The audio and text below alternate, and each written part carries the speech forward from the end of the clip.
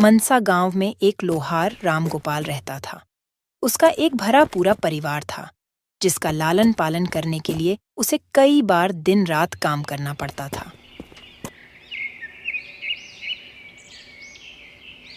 रोज की तरह आज भी काम पर जाने से पहले रामगोपाल ने अपनी पत्नी से कहा, अरे शीला, कहाँ हो? जल्दी मेरे खाने का डिब्बा लेकर आ जाओ, मुझे देर हो रही है। पत्नी जब डिब्बा लेकर आई तो रामगोपाल ने कहा, मुझे आज आने में देर हो जाएगी, शायद मैं देर रात को ही आऊं। तुम खाना खाकर सो जाना। इतना कहकर रामगोपाल अपने काम पर निकल गया। काम पर जाने का रास्ता एक जंगल से होकर गुजरता था। वहां जैसे ही रामगोपाल पहुंचा, उसे कुछ आवाज सुनाई दी।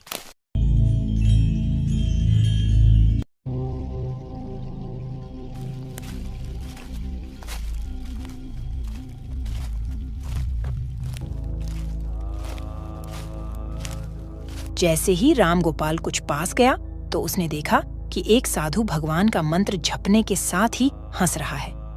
हैरान होकर रामगोपाल ने पूछा, आप ठीक हैं बाबा? उस साधु को रामगोपाल नहीं जानता था, लेकिन साधु ने एकदम से उसका नाम लेकर कहा, आओ रामगोपाल बेटा, मैं तुम्हारा ही इंतजार कर रहा था। मैं भूखा हूँ, मुझे अपने खाने के डिब्बे से कुछ खिला दो। बाबा से अपना नाम सुनकर रामगोपाल हैरान था, लेकिन उसने कोई सवाल नहीं किया और सीधा अपना खाने का डिब्बा निकालकर उन्हें दे दिया। देखते ही देखते बाबा ने रामगोपाल का सारा खाना खा लिया। उसके बाद उस साधु ने कहा, बेटा, मैं तो सारा खाना खा गया, अब तुम क्या खाओगे? मुझे माफ करना बेटा। कोई बात नहीं बाबा, मैं काम के लिए बाजार जा रहा हूं, तो मैं वहीं कुछ खा लूंगा।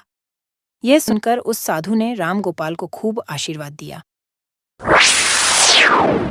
बेटा, मैं तुमसे बहुत खुश हूं। ये लो, मेरे तरफ से ये हथौड़ा मैं तुम्हें भेंट करता हूं बेटा।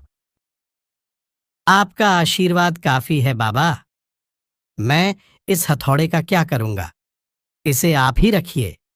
ये मामूली हथौड़ा नहीं है, ये जादुई हथौड़ा है जो मेरे गुरु ने मुझे दिया था और अब मैं तुझे दे रहा हूं, क्योंकि तुम्हारा दिल साफ है। इसका इस्तेमाल अच्छे कामों के लिए ही करना और किसी दूसरे के हाथ में इसे कभी मत देना। इतना कहकर वह बाबा वहां से अदृश्य हो गए। रामगोपाल अपने हाथों में हथौड़ा लेकर बाजार काम करने के लिए चला गया।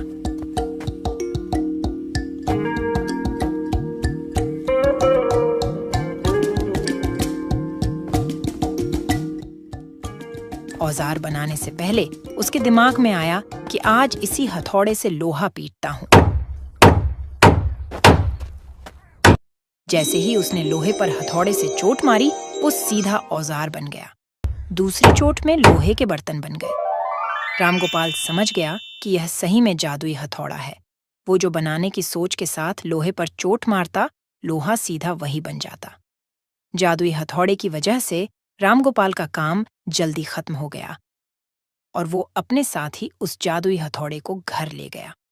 इसी तरह रोज रामगोपाल उस हथौड़े से जल्दी काम खत्म कर लेता और कई बार ज्यादा बर्तन बनाकर उन्हें गांव के लोगों को भी बेच देता था। धीरे धीरे उसके घर के हालात पहले से कुछ ठीक होने लगे। एक दिन गांव का मुखिया उसके घर आया। नमस्ते मुखिया जी, अहोर भाग्य हमारे जो आप मेरी कुटिया में पधारे। कृपा करके कुर्सी पर बैठें।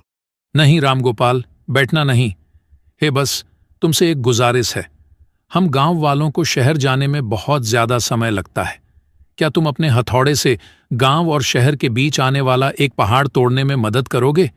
इससे बीच में एक सड़क बना लेंगे और गांव से शहर का सफर आसान और छोटा हो जाएगा। क्यों नहीं मुखिया जी, ये मेरे लिए बड़े सौभाग्य की बात होगी कि मैं आप लोगों के काम आ सका। मैं कल ही जाकर उस पहाड़ को तोड़ दूंगा।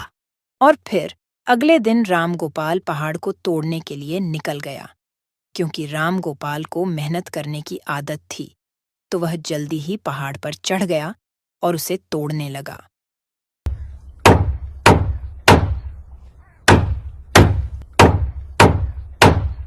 मुखिया की बात सुनकर रामगोपाल ने उस जादुई हथौड़े से उस पहाड़ को तोड़ दिया। यकीन नहीं हो रहा, इस हथौड़े ने इतने बड़े पहाड़ को तोड़ दिया। सच में ये हथौड़ा बहुत बड़ा तोड़ू है। मुखिया और गांव के लोग बहुत खुश हुए और उसे खूब शाबाशी दी। पहाड़ तोड़ने के बाद घर लौटते समय लोहार के मन में हुआ कि इस जादुई हथौड़े से मेरा काम जल्दी हो जाता है, लेकिन कुछ ज्यादा फायदा तो हो नहीं रहा है। इसी सोच में डूबे हुए लोहार घर जाने की जगह दुखी होकर जंगल की तरफ चला गया। उस जंगल में वही साधु बाबा लोहार को दोबारा दिखा। लोहार ने उन्हें अपने मन की सारी बातें बता दी। साधु ने कहा, बेटा, इसका उपयोग सिर्फ औजार और बर्तन बनाने व पहाड़ तोड़ने तक सीमित नहीं है। इससे तुम अपने मन का कुछ भी बना सकते हो और किसी भी कठिन चीज को आसानी से तोड़ सकते हो। रामगोपाल ने अच्छे से साधु बाबा से उस जादुई हथौड़े को इस्तेमाल करने का तरीका सीखा। बहुत बहुत धन्यवाद बाबा। मैं हमेशा इस हथौड़े का अच्छे से इस्तेमाल करूंगा और गरीबों की मदद करूंगा।